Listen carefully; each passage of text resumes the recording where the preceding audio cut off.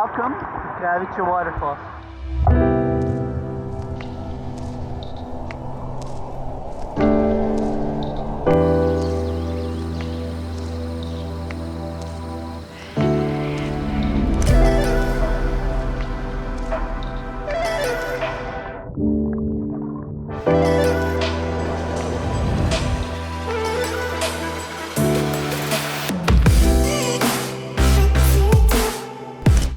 Hello everyone, we're Nico and Wes and welcome to our channel. We're two avid travelers juggling full-time jobs while exploring the world, and today we're excited to bring you along as we experience the Balkans for the first time.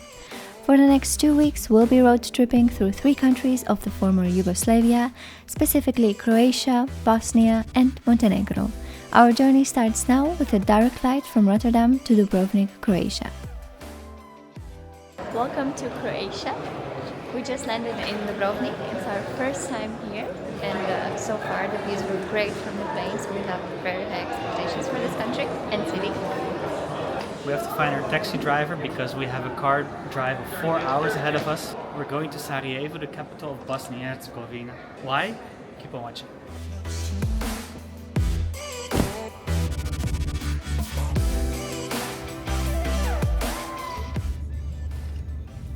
This is our dinner in between Croatia and Bosnia at the border. We still have 4 hours to go, 200 kilometers.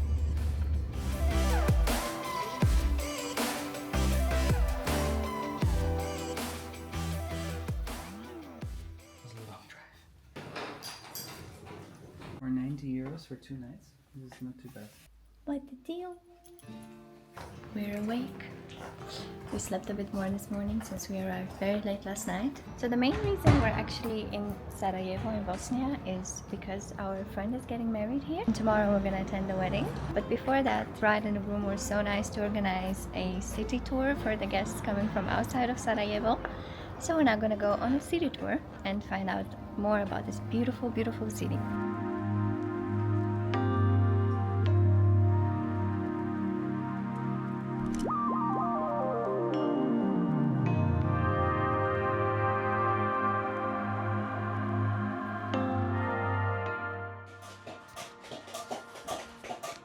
We are in one of the oldest blacksmith streets in Sarajevo, and all the people who owned businesses here ages ago still do that, as the profession passed on from father to son. And as you can see, they work here with a lot of copper, and what's specific to Sarajevo is that they reused the copper from the cannons from the war, for example, or from the bullets, and remade it into beautiful souvenirs or vases. One souvenir which is really authentic for us. Probably the artist told you something about that stuff on top. You know what is that? Showcase granate, projectile. Before work, look like that. This is a Canon 76mm, and after war, people is collected that stuff on hills around town, and leftover showcases about half millions. Different caliber, bigger one, smaller one. Material is brass, expensive. People is collected that and sells like brass. Take money for material, selling some factory which melt that and make some different stuff. We use like flowers base. Something nice is made of something bad, something what is before taking life. I will put water, put flour, and now give new life. And I really like always show people that transformation, negative and positive. Also something like that you can to see anywhere. This is part of our history and souvenir which is really authentic for us.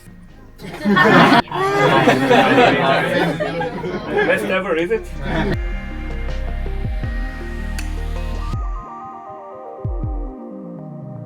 Sarajevo is so much more than its war history. Of course, Bosnia is infamous for its war in the 90s. But right now it's once again very peaceful. And an example of that is the church and the mosque behind me. They're literally built right next to each other and connected by a brewery. It's a war-torn country once, and now everyone just lives peaceful again amongst each other. Like Wes said, Bosnia is home to multiple religious communities. About 50% are Bosniaks, who are predominantly Muslim, 30% are Serbs, who mainly follow Eastern Orthodoxy, and 15% are Croats, who are mostly Catholic.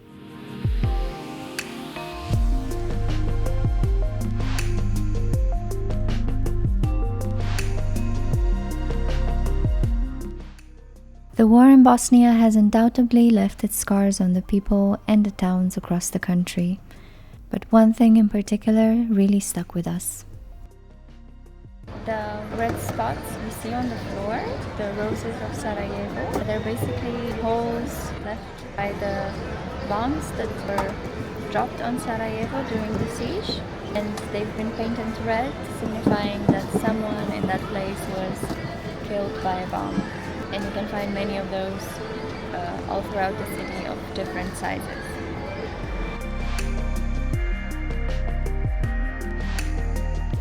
Sarajevo holds a significant place in the 20th century history. It was here, at a location now called the Assassination Bridge, that Archduke Franz Ferdinand of Austria was assassinated in 1914. This event sparked a series of events that would lead to the beginning of the First World War, making a crucial turning point in global history.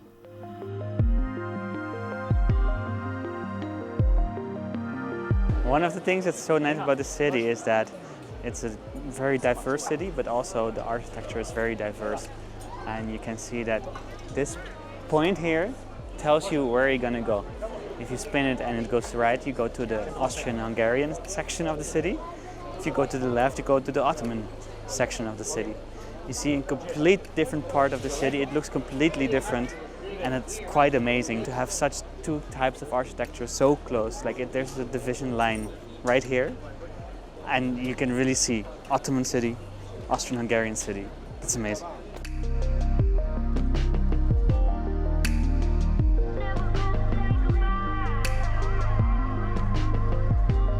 Our friends are avid coffee lovers, so of course the thing that they researched to do in Sarajevo is have the best Bosnian coffee.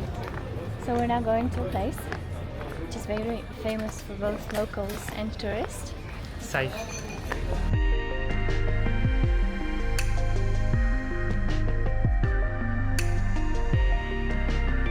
I'm drinking coffee according to the old Bosnian tradition, where you first dip your sugar into the coffee, pour the coffee into another cup, take a bite of the sugar, and then drink the coffee. Those are too many steps for me to remember, so I completely mess it up.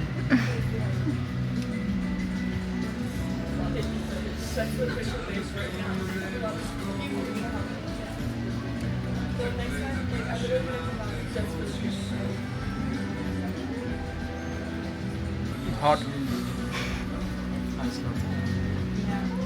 It's very sweet. It's a complicated and nice way to enjoy coffee.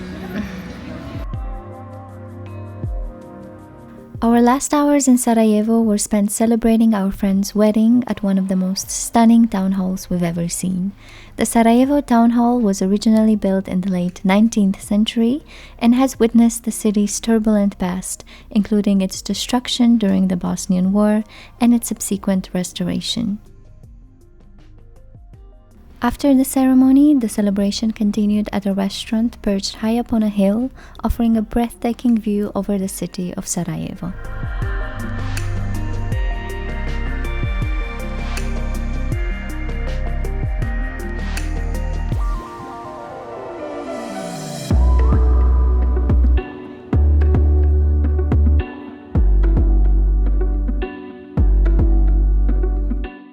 We obviously moved on from Sarajevo. Today we're going to Mostar, which is another town in Bosnia which is quite famous and also has a UNESCO site which we're going to visit soon. But before that we decided to stop on the way. A canyon that's really famous for kayaking and renting a boat. Rafting. And today we're gonna go kayaking in this beautiful river surrounded by the mountains you can see. I think it's called Neretva River or Neretva Canyon, and it's a quite famous famous spot to do those sports. It's one of the coolest rivers, the guy just told us. In the world, right? In the world, yeah. So that's challenging probably. There's cliff jumping along the way. Red Bull Extreme Sports organized here a cliff jumping contest, 10 and 20 meters high. We're gonna see if we are willing to try those. Not we. He's gonna maybe try it. Fear of heights still active. But it's almost 40 degrees today. It's really hot, so I think that's gonna balance out the coldness of the water. So we're probably gonna go for a lot of swims. Yeah. See you in the next camera. Hello.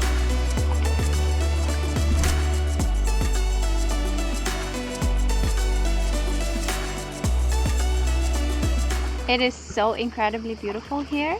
You're just surrounded by mountains and the water is so peaceful, so kayaking is not so hard, right?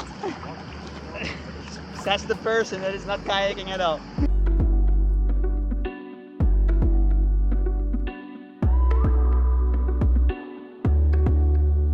The only thing I can say we don't adore about this kayaking and about the river is that right next to it there is a highway, so you hear, see, smell all the cars that pass by. We did come to Mostar and to this place by car, but we do know that the train ride in between Sarajevo and Mostar is supposed to be really beautiful, and we're also gonna do that later on in our trip.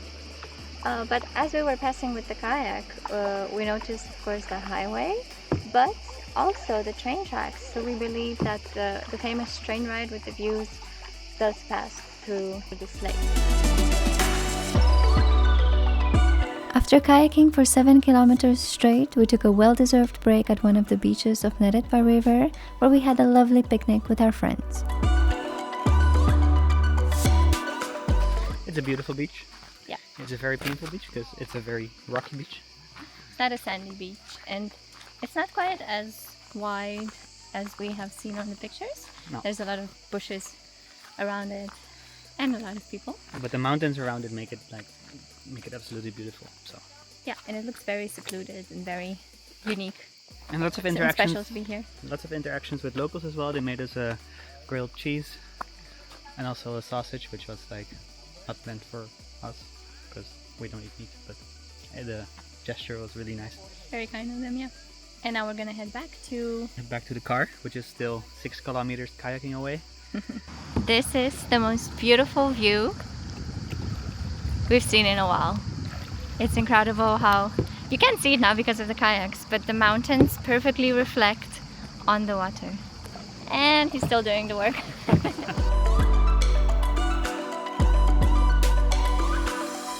Doesn't matter how beautiful the scenery is. We found a dog. Oh, beautiful. And a little cat.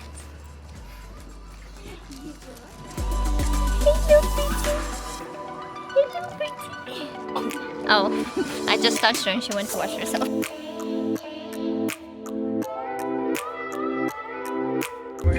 We were supposed to be at our accommodation in Mostar 40 minutes ago. But we keep on taking It's the just the wrong end of the roads. road, Okay. Wow, that pool looks That like pool! Yeah. We found it! looks like a pool.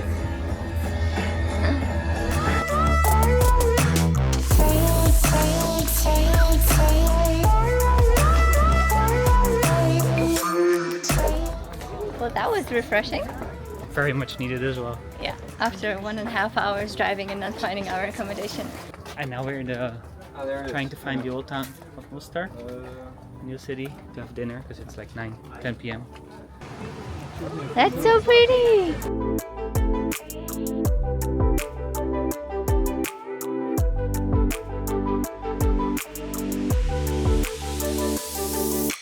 We almost thought we were catfished by the city because it has beautiful pictures on Google and stuff, TripAdvisor.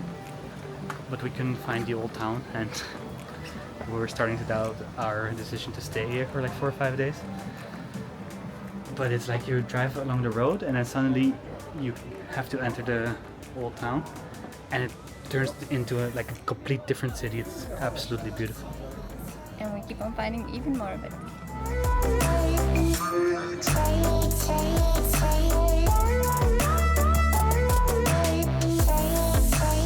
one tip if you do come here, no slippers, no shoes that are slipping, because these stones are quite difficult to walk on and a lot of the roads just go up.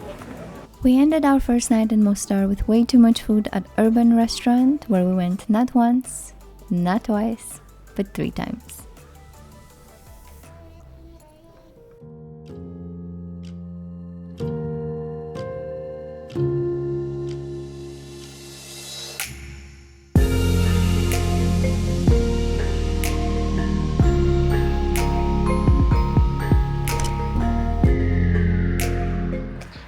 We are early birds this morning, and we decided to wake up bright and early, go see the city without tourists, take some nice drone shots, some nice pictures of the town without all the tourist noise around it.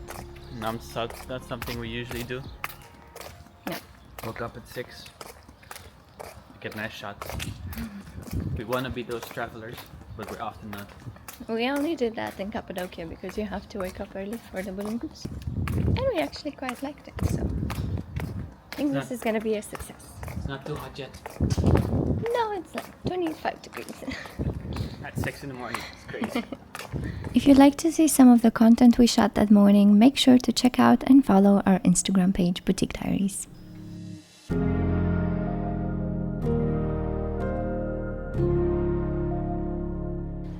We were having a very important shoot in the morning on the bridge, but priorities. Waking up at 6 for this every day. Bloody.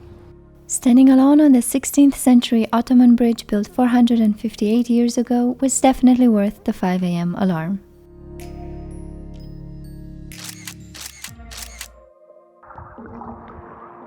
Welcome to Kravica Waterfalls.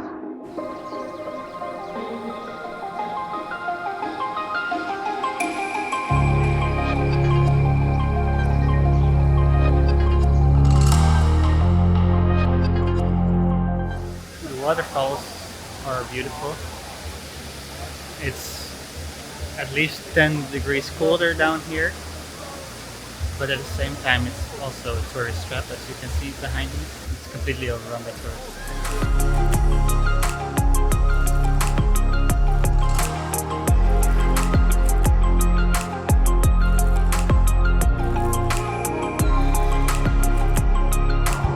Your lung capacity becomes much smaller when the temperature goes down. Whew. We just swam. It was amazing. The water is amazing. The views are amazing. And now I feel kind of bad because we complained about this area here because it's very touristy. But obviously Bosnia is trying to create an economy around tourism more than it has in the past years. And we're complaining about that, which is not very nice. We were grumpy. It was 40 degrees. Sorry about that. Proud Bosnians watching. It's beautiful here. Moment of reflection out. Another morning waking up at 5:30 this time? 5. Because we're going back to Sarajevo for the day. You know, we've already been to Sarajevo, but actually now we're gonna go by train. And we're gonna do that because the train ride is supposed to be one of the most beautiful train rides in Europe. Not sure if they take Switzerland into consideration in Well, let's see. So, off we go.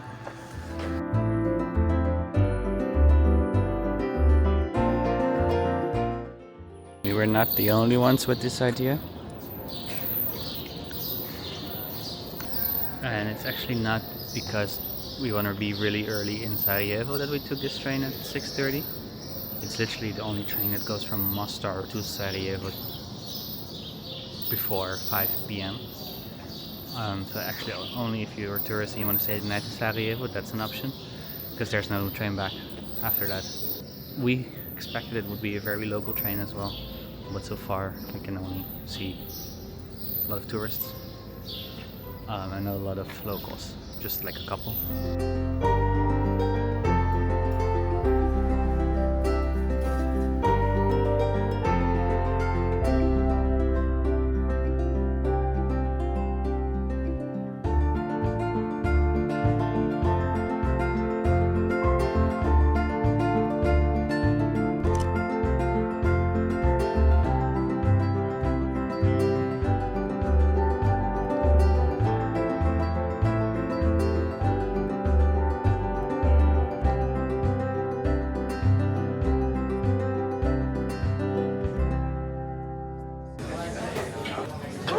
This is not an indication of what we're doing here 3 days.